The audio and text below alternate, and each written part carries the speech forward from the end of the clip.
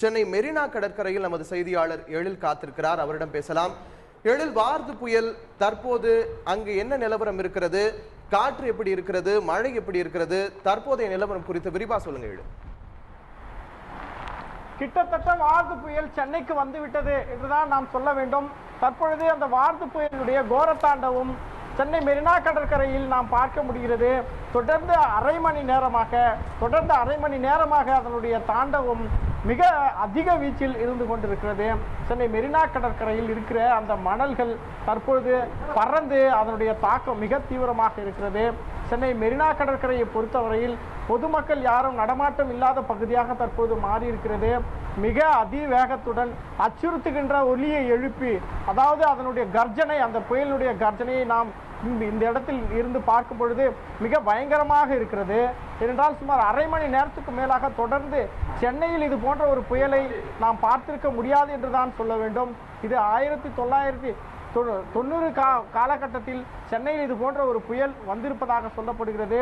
அதன் பிறகாக தற்பொழுது இந்த வார்து புயல் சுமார் மணிக்கு 80 கிலோமீட்டரிலிருந்து 90 கிலோமீட்டர் வேகத்தில் வீசக்கூடும் என சென்னை வானிலை ஆய்வு மையம் தெரிவித்திருந்தது. இருந்தாலும் கூட தற்பொழுது அதைவிட அதனுடைய பாய்ச்சல் அதிகமாக இருப்பதை நாம் பார்க்க முடிகிறது. வார்து புயலுடைய தாண்டவம் தொடர்ந்து சென்னையில் அதனுடைய கோர முகத்தை அது காட்டிக் கொண்டிருக்கிறது. இதுவரையில் கிட்டத்தட்ட சுமார் 45 மரங்களை இந்த புயல் வேரோடு சாய்த்திருக்கிறது. அதில் 25 மரங்கள் தற்பொழுது சென்னை மாநகராட்சியினுடைய பணியாளர்களால் அவர்களுடைய இடைவிடாத பணியின் காரணமாக, அர்ப்பணிப்பு பணியின் காரணமாக 25 மரங்கள் அகற்றப்பட்டிருக்கிறது. அதனுடைய போக்குவரத்து நெரிசலும் ஒழுங்கு செய்யப்பட்டிருக்கிறது. மீதமுள்ள சுமார் 20க்கும் மேற்பட்ட மரங்கள் சாலையிலேயே இருக்கிறது. இந்த வார்து புயல் இப்படி மிக கடுமையாக வீசிக்கொண்டிருக்கின்ற இந்த நிலைமையில் அவர்கள் இது போன்ற அந்த மீட்பு பணிகளை செய்வதில் மிகப்பெரிய ஒரு சிக்கல் ஏற்பட்டிருக்கிறது. மிகப்பெரிய ஒரு சவாலான மீட்பு பணி என்றுதான் நாம் இதை சொல்ல வேண்டும். ஏனென்றால் இந்த காற்றினுடைய வேகம் மிக அதிகமாக இருக்கிறது. நடந்து செல்லுகின்ற ஆளை அப்படியே கீழே தள்ளுகின்ற அளவிற்கு ஒரு வேகம், மிக கர்ஜனையுடன் ஓ என இந்த காற்றினுடைய வேகம் வீசுகிறது. இதை கேட்பவர்களை மிரட்டக்கூடிய வகையில் இந்த வார்து புயலினுடைய இந்த கரை கடப்பு என்பது மிக தீவிரமாக இருந்து கொண்டிருப்பதை நாம் பார்க்க முடிகிறது. பிற்பகலுக்கு பிறகுதான் இந்த புயல் கரையை கடக்கும் என சொல்லியிருந்தாலும் கூட அதற்கு முன்பாகவே சுமார் 1 மணி நேரத்துக்கு முன்பாகவே அதனுடைய தாண்டவத்தை தற்போது அது ஆடத் தொடங்கி இருக்கிறது என்றுதான் நாம் சொல்ல வேண்டும். அது மட்டுமல்ல, சேத்துப்பட்டு எழும்பூருக்கு இடையே அந்த ரயில் பாதையில் ஒரு மரத்தை இந்த வார்து புயல் வேருடன் சாய்த்திருக்கிறது. அதன் காரணமாக மின்சார ரயில் போக்குவரத்தும் முற்றிலுமாக தடைப்பட்டிருப்பதாக சொல்லப்படுகிறது. தாழ்வான பகுதிகளாக எண்ணூர், காசிமேடு உள்ளிட்ட பகுதிகளில் இதனுடைய தாண்டவம் மிக அதிகமாக இருக்கிறது.